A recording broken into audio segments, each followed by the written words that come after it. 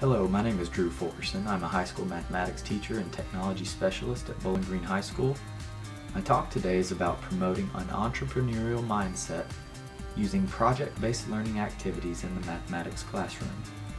As many of you know, our economy is not as strong as it used to be. However, it can improve.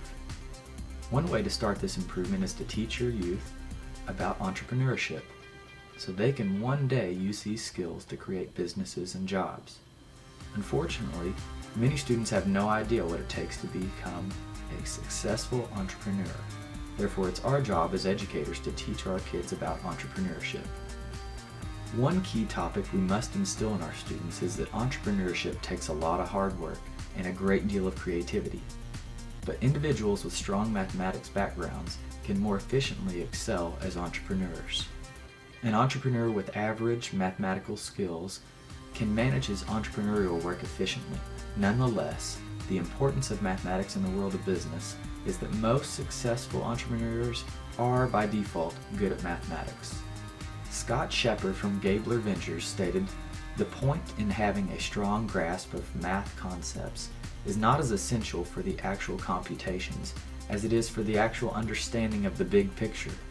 Basically saying that most of the menial tasks can be handled by software, but actually understanding and being able to use the data that the software outputs takes more mathematical knowledge. Entrepreneurs with a sound knowledge of math often perform better than their counterparts who are not proficient in the subject. Being able to accurately calculate and interpret figures allows you to analyze data, compute probabilities and statistics, understand investment systems, evaluate target consumers, and understand taxes. This first activity about entrepreneurship can be taught at the elementary school level. This lesson is from econedlink.org, and it gives students advice on how they can earn extra money by becoming an entrepreneur.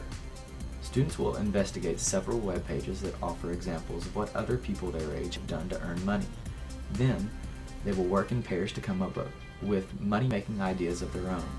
They will be encouraged to consider what they would enjoy doing, what they do well, what people are willing to buy, and how to set a price that will be profitable and reasonable for the consumer. In a follow-up activity, students are given tips on how they might advertise what they are selling, and they will prepare flyers to promote one of their ideas for earning money. Another resource that is great for math educators is from MoneyMath, which can be found on treasurydirect.gov.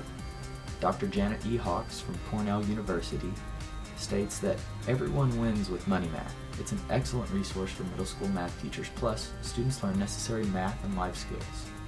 It's an intriguing way to make personal financial literacy come alive and make math real. In these lessons, students learn by doing, so the concepts learned have an immediate relevance to their lives. These lessons have a realistic approach that inspires students to think about their future goals. One activity from MoneyMath teaches students what it would take to redecorate their own bedroom. They measure the classroom wall dimensions, draw scale models, and incorporate measurements for windows and doors to determine the area that can be covered with wallpaper or paint. Then they can budget for furniture and other things. Students learn about expenses, budget constraints, and trade-offs. For assessment, students measure their room at home, and they compute some expenses for redecorating their own room. Another intriguing resource from treasurydirect.gov has the title Rules to Become a Millionaire, and it teaches students how to save money to become wealthy.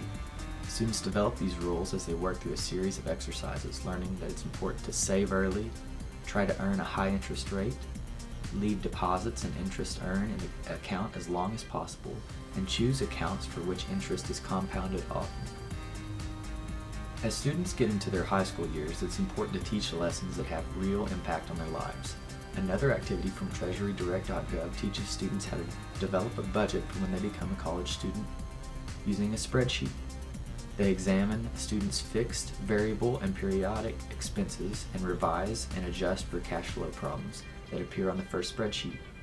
This lesson is designed to increase student awareness and appreciation of the efficiency of using computer technology in math applications. And it also teaches students how to be responsible with their money. All in all, students have the capability of learning about entrepreneurship at a very young age. So if entrepreneurship is promoted by educators, kids will have a much easier time with managing money and or starting businesses when they get older.